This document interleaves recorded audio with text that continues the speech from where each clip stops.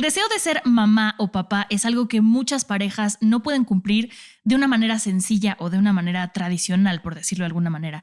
Y ese viaje que vive la pareja para poder cumplir el sueño de realizarse como mamás y papás es más complicado y solitario de lo que podemos pensar. Además de que muchas veces la sociedad no sabemos cómo apoyar. Para platicarnos de esto está Erika. Ella ha vivido un proceso interesante que nos va a compartir por acá y además es psicóloga, entonces creo que esas dos cosas se juntan muy bien. Erika, ¿cómo estás? Bienvenida a En la Mother Soy Mamá. Hola, muy bien. Muchas gracias. Contenta de estar aquí. ¿Qué es la infertilidad? Ok, la infertilidad clínicamente es que a partir de un año de naturalmente estar buscando un embarazo, no se da. O sea que no hay ninguna circunstancia evidente o una sintomatología evidente por la cual a partir de un año de manera natural intentándolo no te embarazas. A partir de ahí se le puede llamar infertilidad en términos clínicos, por así decirlo. ¿Y cuál es la diferencia entre infertilidad y esterilidad? La infertilidad es que no hay una razón evidente biológica Ujú. por la que no está sucediendo, solo es como la consecuencia, y esto es que no has podido embarazarte. Ok. Y la esterilidad es que hay una causa, razón por la cual tienes una esterilidad. En un ejemplo, los hombres que tengan un conteo excesivamente bajo de espermas, ya sea por morbilidad o movilidad, Ujú. los cuales los pueden volver estéril, que esto es que no hay una probabilidad en que puedan ser fértiles para un óvulo. Ok. O en el caso de una mujer, alguna situación en particular, que el óvulo no puede ser permeable, que no esté generando ovulación y no haya forma con algún tratamiento de generar ovulación, es una mujer que se le puede llamar estéril.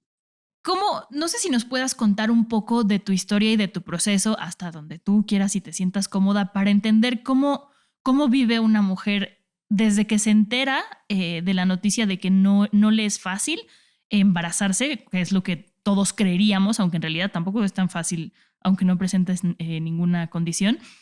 ¿Cómo lo viviste tú desde el principio cuando te enteraste o cómo fue? Cuando decidimos intentarnos embarazar, Ujú. éramos pues relativamente muy jóvenes, teníamos 28 años, 27, 28, por lo cual asumíamos que era algo que iba a ser fácil. Ni Ujú. siquiera nos habíamos casado, como que más bien en ese momento nació mi sobrina y eso nos despertó el instinto Ujú. materno y paterno muy cañón y nos dejamos de cuidar. Asumíamos que dejándonos de cuidar iba a ser muy fácil embarazarnos y pasó un año que no sucedió Ujú. y al estar como todavía sentirnos tan jóvenes, los dos trabajábamos a full, yo tenía consultorio, él trabajaba en una empresa Godín, y entonces no estaba toda nuestra atención todavía ahí. Dejamos pasar un año Ok. y nos metimos en el tema de casarnos, la boda, y no fue nuestro centro de atención hasta que pasaron 3 años. 3 años en el que ya estábamos casados, no nos cuidábamos y no sucedía por ninguna razón. A partir de los 3 años es que decidimos llegar la primera vez con un doctor especialista en fertilidad para Ujú. saber qué estaba pasando. A partir de ahí nos mandaron a hacer estudios a ambos, casi siempre empiezan con el hombre primero porque es como lo más fácil de descartar Ujú. y en el caso de mi esposo todo estaba bien.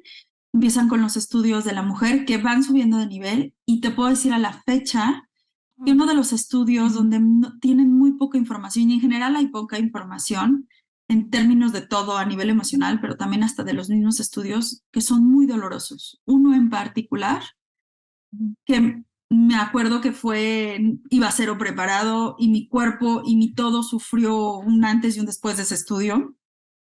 Y con todo y los estudios no había una causa aparente en nuestro caso de por qué no Ujú. estaba sucediendo. Y a partir de ahí empezamos procesos que se llaman de lo simple hacia lo más complejo. Los procesos más simples se les llama seguimiento ovular, que es que Ujú. más o menos cada 2 días vas con el ginecólogo, te hace un ultrasonido vaginal para ir dándole, como su nombre lo dice, el seguimiento a los óvulos, a cómo desde los folículos se van generando. Al principio solo es, como su nombre lo dice, seguir como tu proceso. Si todo está bien, pues ver qué esto puede estar sucediendo. De ahí el segundo es el seguimiento con estimulación. A esto se refiere, te dan hormonas para que estimule la generación de folículos, por lo tanto, mejorar la ovulación. Generas más folículos, tienes mayor probabilidad de óvulos, tanto en cantidad como en calidad. Y tampoco funcionó. Y de ahí nos fuimos al FIVE, que son procesos en los que extraen el óvulo, no, perdóname, en el que más bien el esperma se extraen el esperma y el esperma se introduce al óvulo. Y lo demás debería de suceder. Tampoco sucedió y te estoy hablando de esto a partir de meses, ¿no? Porque en todos estos procesos tienen que ver ya siempre con estimulación. Con el primer doctor llevamos 1 año y medio hasta llegar a un in vitro. Seguía sin suceder, incluyendo el in vitro con el primer doctor, que después del primer in vitro fallido decidimos movernos al doctor que nos dijeron que era en México el pionero, el experto, en el que nuestras probabilidades aumentaban. Cambiamos con este doctor y a esta clínica y ahí tuvimos a lo largo de 3 años y medio más procesos. Estimular. A lo largo del tiempo, la gran mayoría in vitros. En donde a lo largo de todo este tiempo no solo te inyectas todo el tiempo, todos los días, porque todos los días necesitas inyectarte para estimular y luego para generar cuerpo amarillo y es una constante emocionalmente, un recordatorio al inyectarte todos los días, a estar tomando medicamentos, que es difícil quitarlo en tu mente a nivel emocional porque es muy obvio, tu cuerpo y tu todo está estimulado, está alterado. Y a nivel de pareja se vuelve también más complicado porque se vuelven a veces coitos programados o relaciones sexuales donde ya no es tan divertido y donde la finalidad además es todo el tiempo embarazarte de ambas partes. Entonces, en nuestro caso, más o menos resumiendo, fueron 6 años en estar en procesos. Y en nuestro caso, la última in vitro, nos dimos cuenta, a mí, previo a esto, yo tenía mi consultorio, soy psicóloga y tenía especialidad en psiquiatría infantil, digo, en psicoterapia infantil. Cierro mi consultorio porque emocionalmente ya estaba muy deprimida. Sí, claro. Y tenía un trabajo también en un corporativo que llevaba toda el área comercial y evidentemente también me hacen renunciar porque pues no estaba mi atención y mi centro ahí. Entonces, cuando me encuentro sin trabajo, con muchas deudas de tantos años de procesos, porque son procesos carísimos, ¿no? Muy caro, te estoy hablando, puede irse a 1 millón, ¿no? Hacen análisis genéticos que los llevan a Estados Unidos, o sea, la suma puede irse al cielo. Teníamos ya muchas deudas en tarjetas, ya habíamos vendido coches, o sea, ya en serio estábamos, ¿por qué entras en un torbellino donde se vuelve lo único que quieres en la vida? Yo sin trabajo, con deudas y todo, caigo en una depresión muy fuerte, donde mi esposo decide que mi enfoque sea regresar a mí y volverme feliz. Entonces los dos decidimos a partir del último in vitro ponerle pausa al proceso después de 6 años y dedicarnos a nosotros a volver a regresar a ser los seres humanos felices con sueños, con donde si la paternidad o maternidad no llegaba así, abrirnos a la posibilidad de adopción. En el inter de ese año más o menos que me doy, mi rescate fue una clase de yoga donde fue mi salida emocional de regresar a mí y donde enfrentar esta depresión tan fuerte, donde otra vez volver a soñar no solo en ser mamá, sino como recuperarme como persona y a mi pareja.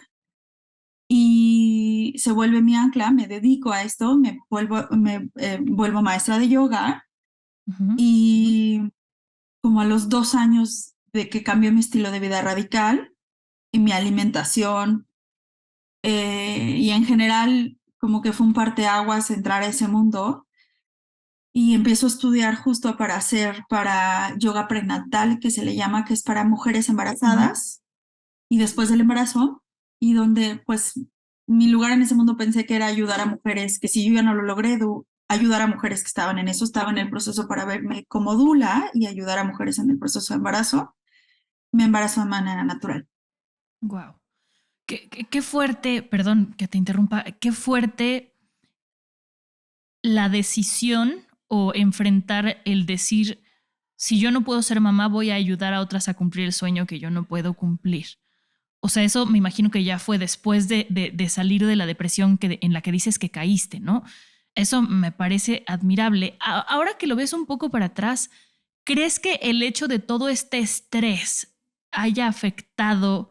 Porque al principio no estaban estresados, al principio era una cosa muy juvenil, ¿no? Dices, incluso antes de casarse y todo. Pero yo creo que a la hora de entrar en tantos estudios, una amiga me decía por ahí que el cuerpo es sabio y sabe cuándo. ¿Crees que haya ido por ahí? Sí, seguro. O sea, a partir mi primer hijo se llama Tiago, a partir de que me embarazo de Tiago y nace Tiago, reafirmo este karma o este lugar en el mundo donde decido que más bien lo mío es acompañar. Ujú. Y ahora me dedico a acompañar a mujeres, me marcó, y ahora me Claro. dedico a acompañar a mujeres en fertilidad.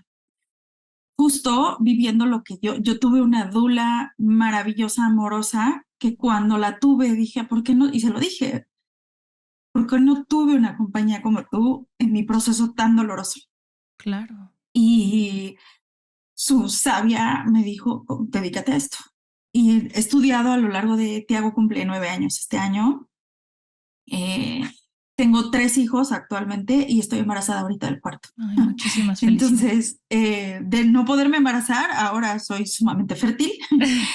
Y, y esto que me decías, resumiendo, es en estos 8 años llevo acompañando a mujeres que han vivido procesos y siguen viviendo procesos similares a los míos con diferentes situaciones, tanto físicas como emocionales y situacionales. Ujú. Y uno de los que más he encontrado es el cortisol, que es esto que le llamas de estar tensa. Cuando nuestro cortisol está Ujú. alto, porque normalizamos el cortisol. Vivimos en ciudades donde el cortisol es parte de nuestra vida. No lo hacemos consciente de estar estresados y donde a pesar de que yo no estaba tan ansiosa al principio, tenía una Ujú. vida muy estresante.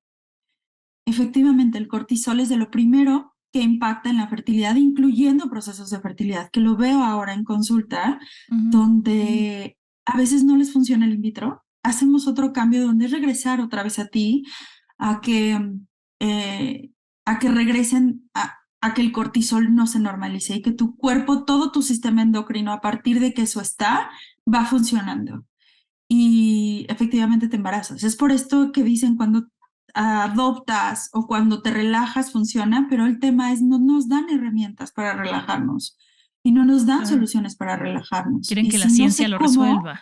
Ujú. claro, si no sé cómo, o sea, si no tengo herramientas de cómo llevarme a ese estado, difícilmente lo voy a lograr.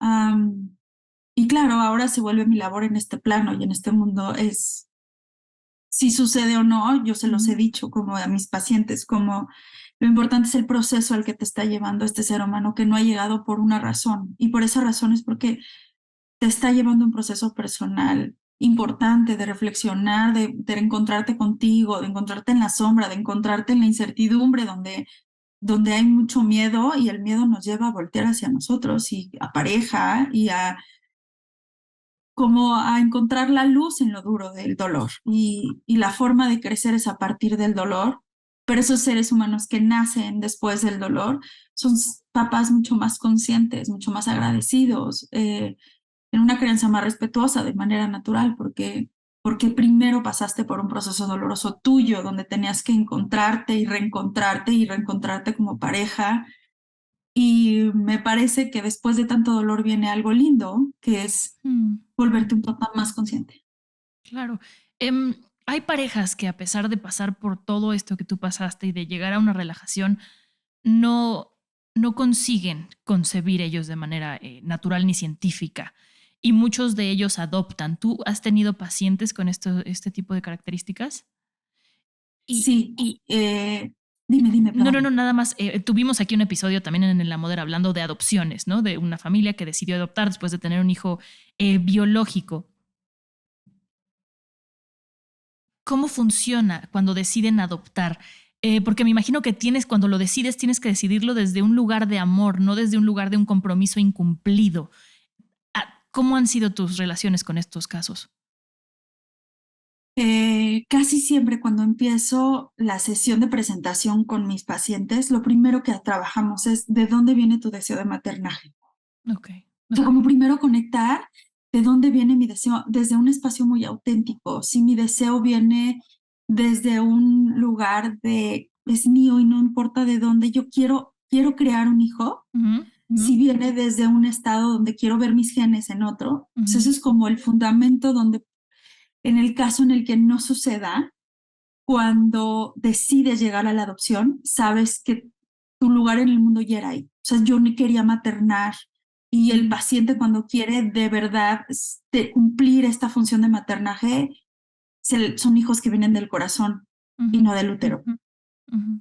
Y eso ya cuando tú sabes que es algo, te puedo decir, hay una paciente en particular que me encanta hablar de ella.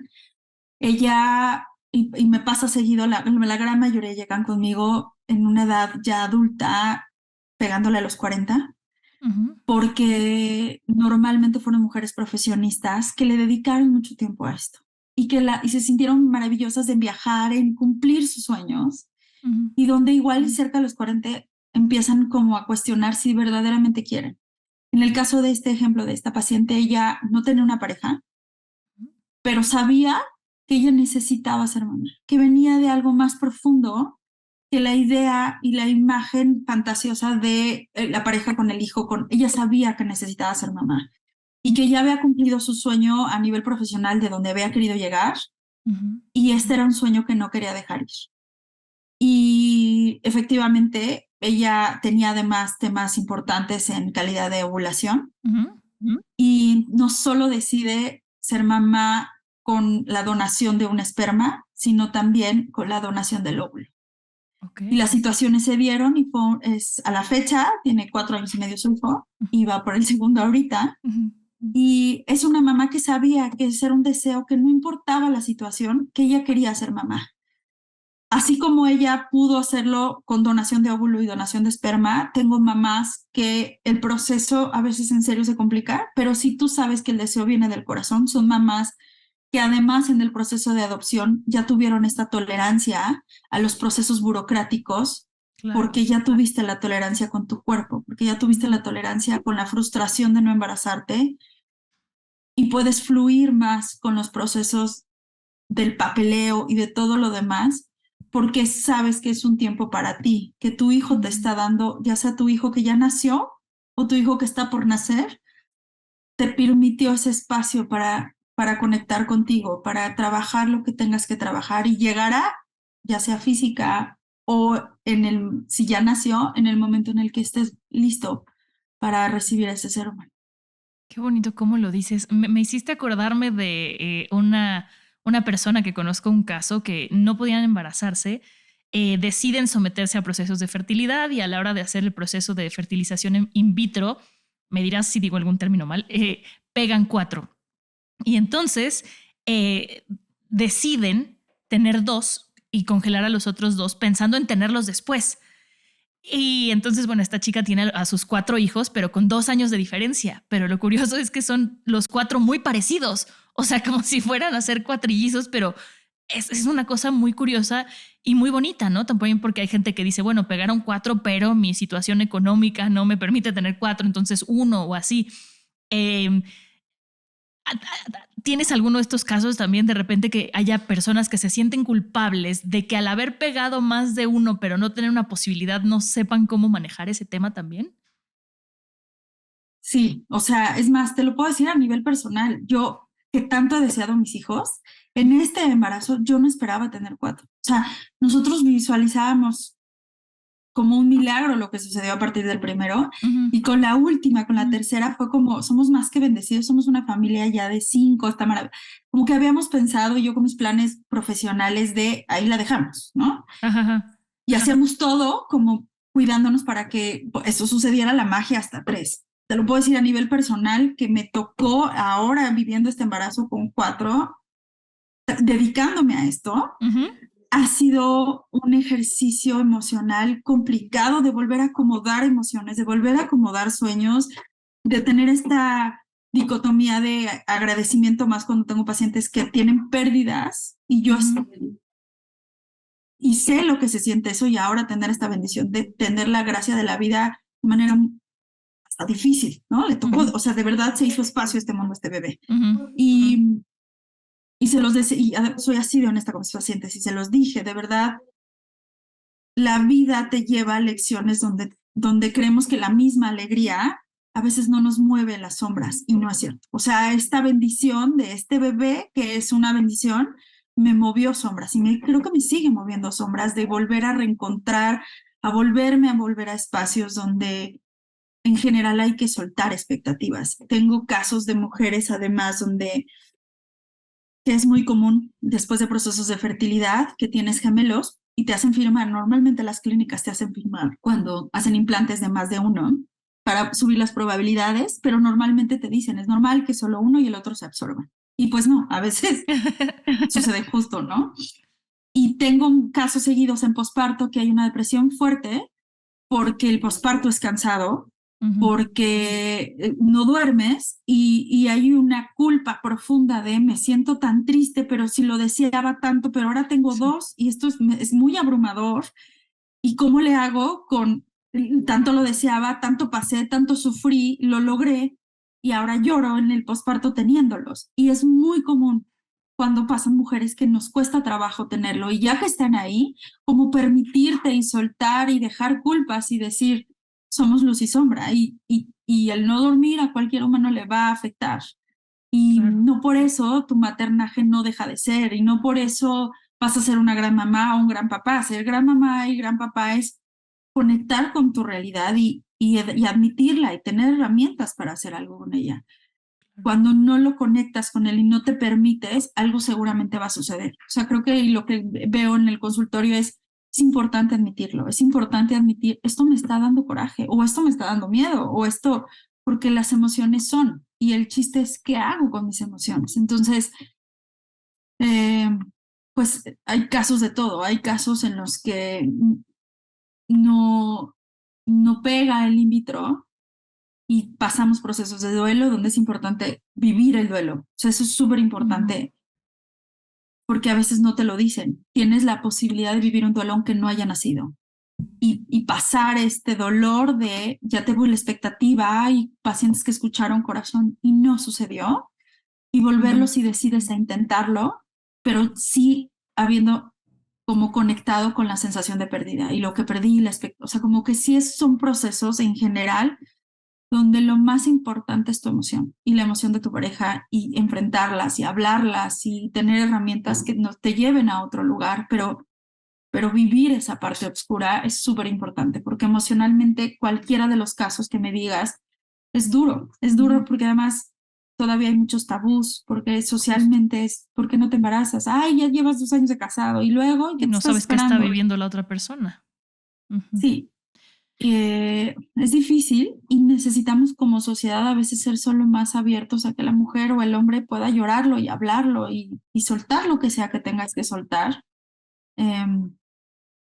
porque en comunidad es más fácil sobrepasarlo. Necesitamos comunidades que nos escuchen, y nos dejen llorar o nos dejen enojarnos, y vivir la expectativa de que no está sucediendo por algo, pero tener la confianza de decirlo. Y la gran mayoría no lo habla porque es complicado. ¿Qué consejo le darías tú a una mujer que se acaba de enterar que tiene un tema de esterilidad o de infertilidad? Lo primero que le diría es que primero conecte de dónde viene su deseo, que reencuentre si es un deseo auténtico de quiero en serio ser mamá, no importa qué condición, porque eso te vuelve el mundo de partida para saber qué puedes hacer. O sea, si es un deseo que no importa qué mueva mar, cielo y tierra, hasta dónde estoy dispuesta a llegar por mi maternidad. Eh, Porque me parece que es el punto que te determina hasta dónde estás dispuesto. hasta dónde estás dispuesto, si es a intentarlo solo de manera natural, a intentarlo con ayuda de una clínica o algún doctor, que te lleva a que a veces tengo muchos casos de matrimonios que han roto en el proceso de fertilidad y Ujú. mujeres donde deciden que no importa si el esposo lo siguen intentando o si su matrimonio es más importante o cómo hablarlo con tu pareja. Y eso también te lleva a un espacio donde los hombres puedas tener esta conexión con tu pareja y hablarlo de su expectativa también de paternidad y hasta dónde también está el dispuesto. Pero me parece que el primer paso es de dónde viene mi deseo y hasta Ujú. dónde estoy dispuesta, primero en términos emocionales, más que el económico. Claro, Porque claro. el económico se vuelve un plan donde tú sabes hasta dónde llegas, pero primero es tu plano emocional y de ahí puedes hacer tu trayectoria, incluyendo adopción. Pero eso primero tienes que saber de dónde viene, ¿eh? Porque es tu guía, me parece que es tu guía y a veces no tienes que llegar hasta si decides llegar a adopción, a veces no tienes que llegar allá, pero Ujú. sí sabes que estás dispuesto a todo por ello y me parece que se vuelve tu ancla y tu meta donde te sostiene a lo largo de lo que sea cada historia de vida. Sí, es muy importante eso, el origen, desde dónde nace mi necesidad o mi deseo de maternar. Para ir cerrando un poco, tú como experta en el tema, ¿qué crees que la sociedad no debe decirle a una mujer cuando está viviendo un proceso así? Porque siempre es como de, em, vuélvelo a intentar, relájate, échale ganas, o esas cosas no hay que decirlas. ¿Qué otras cosas no hay que decir? La que acabas de decir, o sea, yo siempre les digo a mis pacientes cuando le dicen, cuando te relajes, te embarazas. Siempre les digo que les contesten, bueno, o sea, si fuera así, mejor dime que me vuelva millonario y solo por desearlo lo fuera. Ujú. No es un tema de deseo, ¿no? O sea, si yo deseo volverme millonario, no me cae el dinero. Sucede igual con el embarazo, no solo con desearlo, me embarazo y no tengo forma de relajarme si no tengo herramientas, ¿no? Ujú. Claro. Me parece que sobre todo el tema de presión. En general, creo que la palabra mágica sería a tus tiempos y a tu forma, Ujú. porque esos bebés llegan al tiempo y a la forma. Entonces, si ya llevas un año, uy, no, Juan, ya llevas mucho. Híjole, no, ya llevas 3 intentos in vitro y no, híjole. En general, el tema de la presión. O sea, creo que deberíamos ser una sociedad de no presionar, porque también tengo casos de mujeres que han pasado en consulta que deciden en consulta no ser mamás, que descubrieron que es lo que era más por social. Ujú. Y entonces, claro, viven todavía mucho más doloroso el proceso de infertilidad porque no hay un deseo real. Claro. Es Y poder cumplir. decir Ujú. también, no quiero, y está bien no querer, y está bien poder decir, esto no es lo mío, Ujú. y no por eso no voy a ser feliz. Entonces, porque si no, claro, después voy a tener no solo un tratamiento no positivo, igual una maternidad no padre. Claro. Eh, Sí. o sea, me parece que otra vez lo más importante es yo puedo, si digo, esto de dónde viene, puedo decirle y tener la voz y tener además como la sabiduría de poder no reaccionar ante los demás, ante un comentario incómodo. Cuando viene desde adentro, puedes decirle hasta ponerte en este espacio vulnerable de, eso es un comentario que me duele, Claro. pues es un comentario que No solo me aporta. hace evidente un dolor que tengo y Ujú. que estamos haciendo algo y no sucede. Y creo que cuando te pones en ese espacio vulnerable, el otro, por muy impertinente que sea, porque casi siempre viene desde un deseo del amor del otro, o sea, casi Ujú. siempre el deseo del otro es una buena intención, solo a veces no sabemos cómo. Y si me pongo en ese espacio vulnerable, dejo que el otro entre en mi vulnerabilidad y sea de manera natural más prudente. Pero la voz viene primero o sea, desde que conecté con realidad de dónde viene, con mi Ujú. dolor o con mi ausencia y transmitirla así sin miedo. Desde esto me duele o esto me incomoda y no está en mis manos, ¿no? O sea, si te relajas, sí, no sé cómo. Uno nunca sabe el viaje en el que está en una pareja. Yo creo que lo más importante es no meternos donde no nos llaman y si nos platican, como dices, escuchar y entender y no juzgar y no dar consejos banales, ¿no? Que luego es como por evitar esa incomodidad que acabas dando un consejo que ni aporta ni sirve. Em, de verdad, Erika, muchísimas gracias por contarnos tu historia, por abrirte y contarnos tu historia. Yo creo que le va a ayudar a muchas mujeres que están en un proceso así. Me contabas un poquito también para cerrar de tu proyecto que tienes ahora, ¿no? De Mindful Mom, ¿qué es lo que haces ahora? ¿Cómo es? Pues justo a partir de mi propia experiencia, de verdad he decidido que de lo que más me hace feliz, además de mis hijos, es acompañar en los momentos duros de mujeres que viven como yo. Ujú, Lo viví y entonces lo que hago es me he estado educando a partir de todos estos años en diferentes disciplinas para poder tener como la mayor asertividad posible con ujú, cada una y de acuerdo a su historia. Y entonces lo que hago es que acompaño primero a veces, bueno, o sea, en sesiones uno a uno, hago retiros y ahora me he estado acompañando de especialistas en el tema que por más que yo estudie, no tengo la humildad de reconocer que nunca voy a tener el conocimiento ni la experiencia del especialista. Y entonces me he estado uniendo a especialistas que tienen sobre todo primero el fundamento humano ujú, y conexión con esta parte humana del trato y en general el fundamento de la infertilidad y que son maestros en el tema. Entonces, lo que ahora hago son programas ujú, que también ayudan a tener esta parte holística desde la alimentación que impacta muchísimo, muchísimo también en temas endocrinos en la mujer. ujú, Pero otra vez no tenemos herramientas ni la educación de quien nos diga que alimentos te botan el estrógeno, por ejemplo, y no ujú, sabemos, ¿no? Y a veces es solo informar. Entonces, tengo una página de Instagram donde la parte de la página de Instagram solo tiene la finalidad de informar, no vender, ok. ni siquiera si quieren mis sesiones o no. O sea, como que creo que a mí me hubiera gustado tener a alguien que yo Un siguiera, espacio, me sí. diera consejos, leyera, y hay mujeres que conozco que a veces no me gusta estar ahí, no me gusta interactuar, pero sí puedo leer y puedo consumir igual y desde mi propia sabiduría, que eso es lo más importante, puedo Ujú, llevarme ahí.